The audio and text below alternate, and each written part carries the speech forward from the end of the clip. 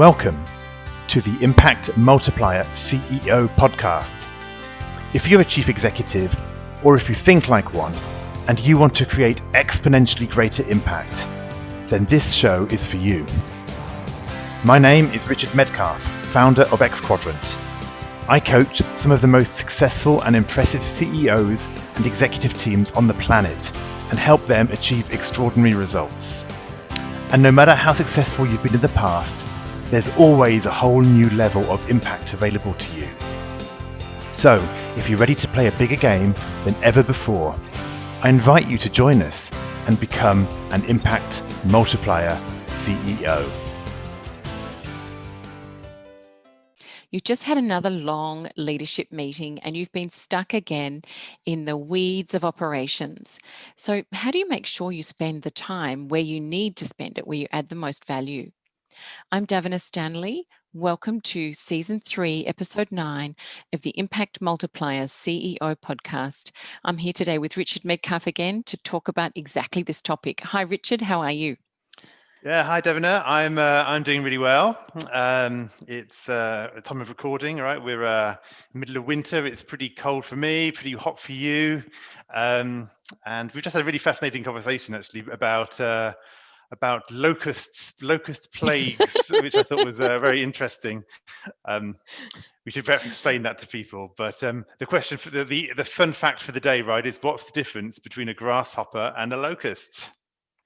Indeed. And we actually Googled and found out there is a difference, because I did not believe Richard when he said to me that he had been in Western Districts of Victoria, which is part of Australia near where I grew up, and that there was a plague of locusts. And I was convinced, and I have to say I still am fairly confident that they wouldn't be locusts, they'd be grasshoppers.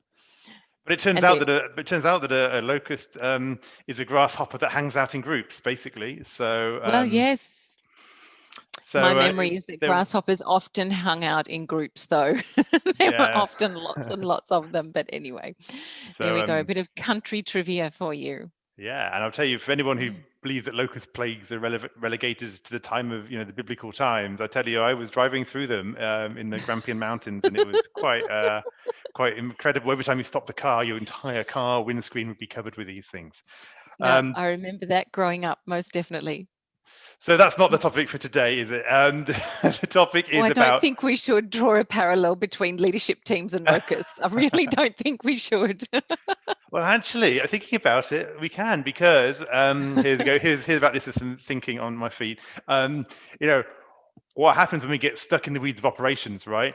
We slow down, we lose visibility, right? And we're just swamped with all this stuff. And that's pretty much what happens if you stop your car. You're going slow, you can't go too fast, you've got all these locusts everywhere, you can't see, you're stuck in the details of how do I actually, make the next turn.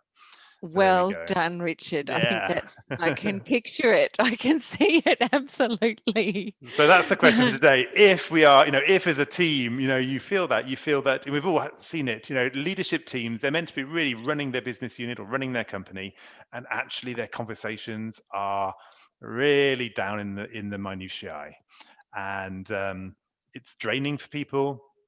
The progress on the big initiatives just really slows down to a crawl. Meetings are not fun, the people aren't engaged, because it's often only a few people talking about these topics, right? So it can be a real problem. No, absolutely. But I hear a lot about that with my clients, about that problem. But how common is it? Is it talked about a lot more than it actually happens? Or do you actually see a lot of teams stuck this way? I think it will depend on the maturity of the company. I think, so when you get to a certain level, there's governance has really been put in place. But I think at a lot of smaller and mid-sized companies, and sometimes in those larger ones as well, you'd be surprised, it happens. So I find that some teams are really disciplined and they rarely go there. And I think that's often because the systems and structures have been created. Where those things aren't in place, there's other teams, I think they get stuck in operations 80% of the time, 90% of the time, right? It can be, in a sense, it's obvious. It's often convenient. It's often a good place to deal with issues. Oh, my colleague's there. I need to quickly do a check-in and sort some issue out that's come up during the week or during the month. So everyone's there. There's a regular slot in the diary, so you can kind of go, oh, I'll just wait till I see them on Tuesday or next week to talk about this. And the topics are often urgent, painful operational issues. So you put all that together into a recipe and boom, you get operational discussions being talked about during the leadership Mm, team mm, meetings. mm. No, I can see how it happens, and it's just very easy to get hijacked by this swarm of grasshoppers, isn't it? These small, tiny things that Yeah. that sort of get in the way. But other than being in a mature organisation or having those sort of good systems in place, that's all very well. But what happens if we do find ourselves in that situation where, for some reason, perhaps a team used to be terrific at staying at that higher level, and Mm. something's changed and they've gone down into the weeds? Maybe they've had a crisis or something, and they've just stayed there. What are the sorts of things that we can do to get out and stay out of the weeds? Yeah, I think there's a few. Number one is, I guess, really about consider your identity and your purpose. So we've talked about this in previous episodes, but the question of why are we here as a leadership team? What uniquely are we contributing to this organization? Right? What's our unique role? And I think often when you do that, when you have that discussion, you realize that there are these really high value activities to be focusing on. And when you haven't really locked in on those, it creates an issue. So I'll give you an example. I was working with a team this week and last week, in fact, a leadership team of a pharmaceutical company, really interesting group. They they traditionally had a lot of these operational discussions going on, in fact, for various structural reasons that I need to get into. Um, and when we spoke last week, and we had this discussion about, well, there's been a reorg, you want to up your game. Why are you here, right? What only this team do, and what do you want to do? We started to talk about it, and I think the big insight was actually our main reasons for being here is almost to guide the stakeholder environment, right? To actually be the people who are opening up the gates, opening the doors for the other operational teams to do their stuff. That's internally and externally. And when you start to realize that, then suddenly you realize, okay, operations, we have people to do the operations, but we need to be doing this higher value task. And I think when you shift and say, okay, as a team, we're here to do this, then everything else can start to fall into place. Because if not, operations will shout loudest. Operation is always the urgent, dramatic thing. And unless everybody's got a really clear sense of what else needs to be addressed that's more important in the long term, operations will kind of win out. No, it's so easy to have that happen, isn't it? And if you think of that Eisenhower matrix with that urgent versus important sort of prioritization, it's so difficult, isn't it, to get out of the urgent? Yeah, Yeah. and of course, the thing with the Eisenhower matrix is that people think the place you're meant to be is in the urgent plus important, but that's the fallacy. Urgent and important means something's gone wrong often, right? In other words, you've not built the systems and processes, which is normally in the important but not urgent category.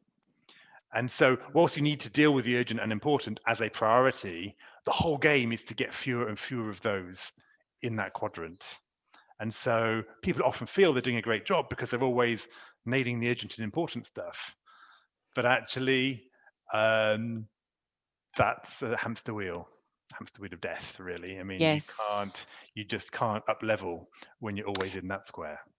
Absolutely. No, I can speak from experience on that one. It's very, very hard to get out of that corner, isn't it?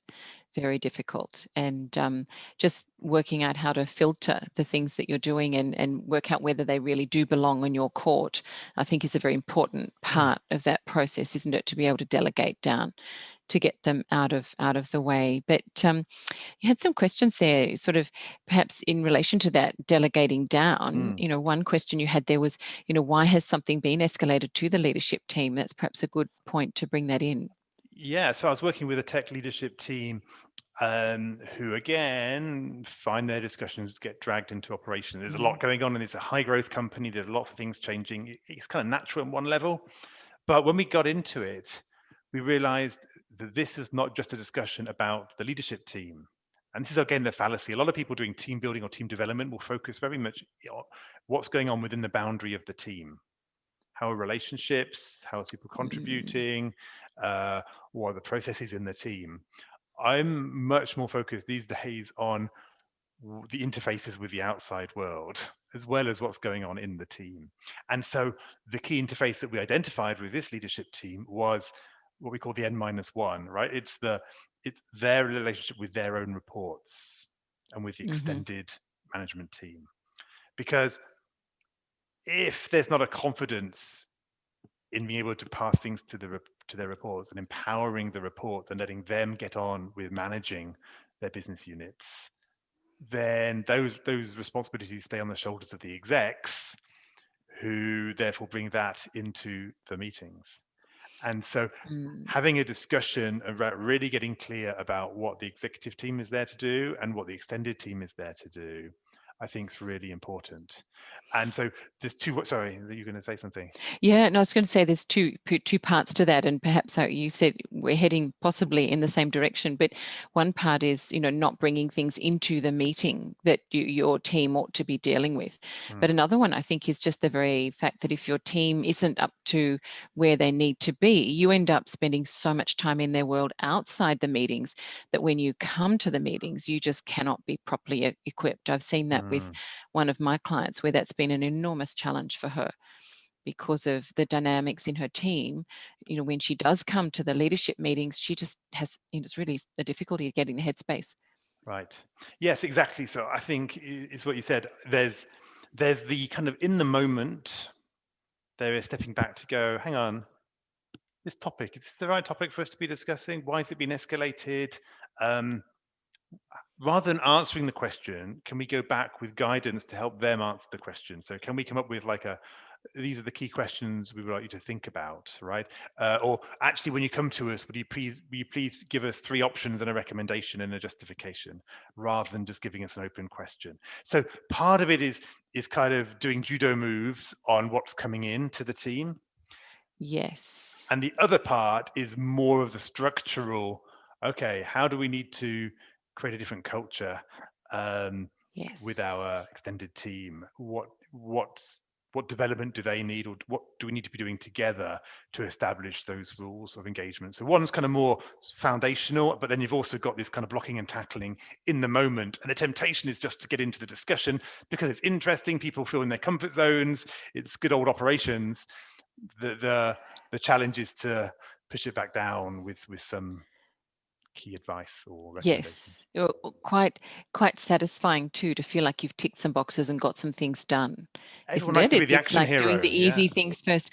Or particularly, if you think of leaders and psychological profiles, anyone with the right skills can be a great leader, but a lot of people in the sort of leadership roles, I think, display what I would call driver sorts of Mhm. personality types. And there's a real sort of a seduction there with getting things done. It's something they love to do. They like to make decisions and move forward. So Mhm. you're asking them to take away something that they actually would quite like to do. Yeah, It makes it even more difficult. absolutely. I mean, one of the things I always talk about is, do you go fast and solve the problem, or do you build momentum and build the team? And the temptation is Mm, always to go fast and solve the problem. We're addicted to speed, and we love that problem solving, but actually that's not building the team. It's back to what we said the other episode. It's better to have a 60% idea with 100% ownership from our team than a 100% good idea that mhm. we've come up with only 60% ownership because it's just the thing the executive team has come up with. And I think that's a real Absolutely. Well, danger. absolutely. Well, it comes down to execution then, doesn't it? Because the leadership team cannot execute on everything. And if the team is absolutely bought in, then they will execute. Hmm. Whereas if they're not fully bought in, then that execution becomes that much more difficult, doesn't it? Yeah, exactly. I think this is one of the things I find when I'm coaching teams, leadership teams, that we often focus on, because again, it's coming down to there's some habits to build here, there's some Mm, reflexes, there's kind of like a little system to install when these things come up in the moment, and also awareness in the moment. Oh, hang on, this is not the topic we should be talking about. Do we have the instinct as a team to push it back, or do we have the instinct to grab hold of it? And And before that, there's this whole agreement that this is, as a team, that this is not what we should be doing. And all that stuff needs to kind of come through a discussion with the team. And kind of, again, what often holds people back is that they want to just get on with task after task and not actually just stop and have some discussions, which feels like you're not accomplishing anything. But actually, if you want to get out of Yes. operations, you have to step back. Operations is all about the thrill of accomplishment. To get out of that, you have to actually become a little bit more reflective and not be so addicted to having 3 action points from every meeting. Yes. Yeah. No, I can see that. Absolutely. And there must be some questions though, also, when you're thinking about the judo moves, Mm, how do you make the decisions, mm. around whether you should apply those moves or take something on? Is it about which forum you're in and which is most appropriate, or? Well, yeah. So I think if you remember in the, I think it was episode 7 we did about Mm, meetings. We talked one of the key moves about meetings is to make sure you're separating operational and tactical and mm, mm, strategic and kind of foundational discussions. So there can be a time where leaders need to get together to quickly resolve issues between their teams, right? Working in the gaps, right? The relationship between marketing and sales, or something that's fallen down between operations and production, or whatever it is. Those quick check-ins can be really helpful, but they're not really they're more like one-to-one discussions or pretty quick discussions, and not there to be had when you've got 10 people around a table. So I think the yes. forum is important. Um, One team I worked with when we started, they actually had a lot of basically commercial discussions between 3 of the key leaders, with the other 5 or 7 people pretty much watching on, because this was not an HR issue, this was not a regulatory issue, this was not a finance issue. It was a kind of a very tactical or commercial discussion. But those discussions were taking, a lot of the meeting. And so I suppose to identify that is to look around and go, who is this discussion just a 2-way or a 3-way discussion here? Do we Mm. need everybody else? Like, if this is not relevant to most of this team, we need another forum for it. Absolutely. It becomes very expensive, doesn't it? I think you've talked in previous episodes of thinking about the hourly rate, if you like, of the people in the room and correlating their ideal hourly rate and the actual hourly rate for the work that they're doing. Mm. And if they're just sitting there listening and not involved, they're thousands of dollars an hour perhaps, or certainly Mm. many hundreds, versus zero, in terms of actual value add. And there's such a disconnect there, isn't there? Mm. Yeah, and one of the ways of dealing with that disconnect is having a structure in place. So what happens is the reason those discussions happen is because they haven't got another check-in in the diary. Mm. Possibly because they don't even know who to talk to, right? Because they don't know which issue is going to be needed to deal with. So Yes. sometimes there'll be operational teams that'll be set up, but sometimes you're not quite sure who it is you need to have that discussion with. So just imagine, instead of having an hour in your meet diary, or say 90, if you had 90 minutes in your diary for your leadership team meeting, perhaps you have an hour to be all together. And then, especially if you're using something like Zoom, you can do breakout rooms. And so at the end of the hour, you can kind of say, if anyone needs to stay on, we can open up quick breakout rooms and people can go in and have any other conversations that they need. And so you create a system so that it's very easy during the meeting to say, okay, Bob and Sally, it sounds like we need to figure this out. Can you do that after the meeting? Yep, sure, good, done. Mm. And then later on, Mm. it's somebody else. It's Jeff and Mia, and they need to have a conversation, and they can go into a breakout room after the meeting. And so because they've all got the time in the diary, suddenly it becomes doable. Yes, yes, yes. No, that makes good sense. That makes good sense. I think So we've covered on a couple of things there. Was there anything else that you wanted to add on this topic? Um, so. I think we've covered 3 things, right? We've had this question about identity and purpose, knowing what's the higher value activity other than operations. The second one is looking at that interface with the next level down, both structurally, but also what do we do when something comes up from that interface that we shouldn't be dealing with. And then we talked about the right yes, forums. That's kind of the third yes, point, the right forums. yes. I think the final point I would say is about preparation and governance. So, and I know this is one of your things, right? It's Absolutely. It's the P word. yeah, right, You know, exactly. It's being sufficiently prepared so that when we get into the meeting, we know exactly what is to be dealt with, and we have the information available. yes. Because again, you've got a lot of people there. They're all busy people, all with important things to be doing.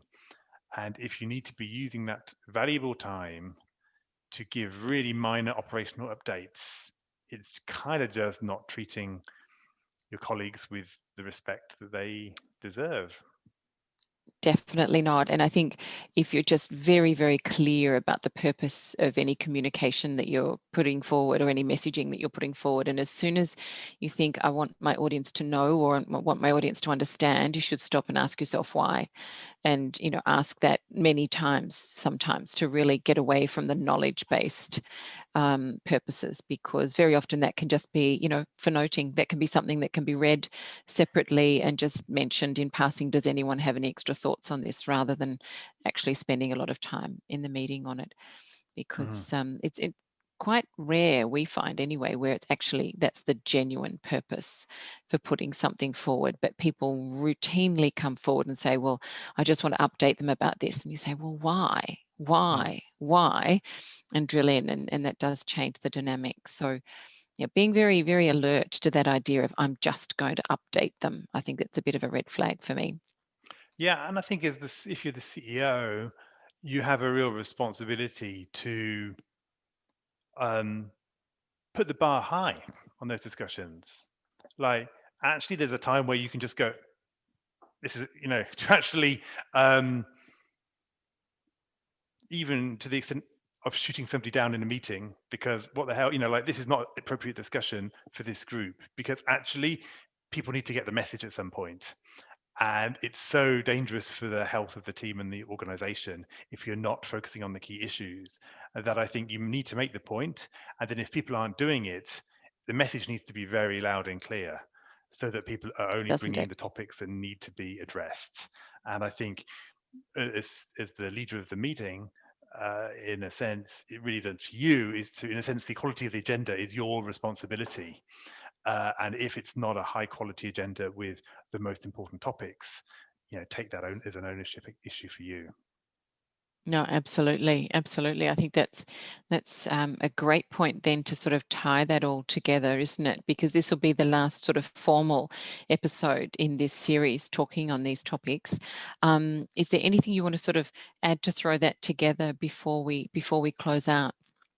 Yeah, so I think next time I will do a short little summary episode as well, just to kind of bring these things together to say, what would you do if some or all of the issues that we've been talking about ring true? How do you actually go ahead and implement some of these decisions, some of these ideas? Um, but in terms of the discussion for today, what I would say is there's always the whirlwind of operations and it sucks you in and it's never ending and there's always things to talk about. That's going to come to you and your reports, whatever happens in a way. But as a leadership team, you need to come out of the storm and you need to work on the structural issues. It's if you don't do it, it won't happen. And so when you do that, everything changes. When you do focus in as a team on these are the just a couple of things that we want to make happen in a short space of time, and you can get that delivered, and then you rinse and repeat, you start to create momentum in the business and a real sense of dynamic progress. So the whirlwind's always going to be there, but make sure that you as the leader really create space to work on the issues that matter. Wonderful. No, I think that's really helpful. There's such a lot of really useful material there for people. So, no, that's fantastic. As ever, you can get the show notes from this episode at xquadrant.com/season 3, episode 9. And you can get all the details about other episodes too at xquadrant.com/podcast. So, thanks so much for being part of this. And we look forward to seeing you in the next episode or the next series, even. Indeed. Bye for Thanks, now. Dav. I've really enjoyed doing this with you this time.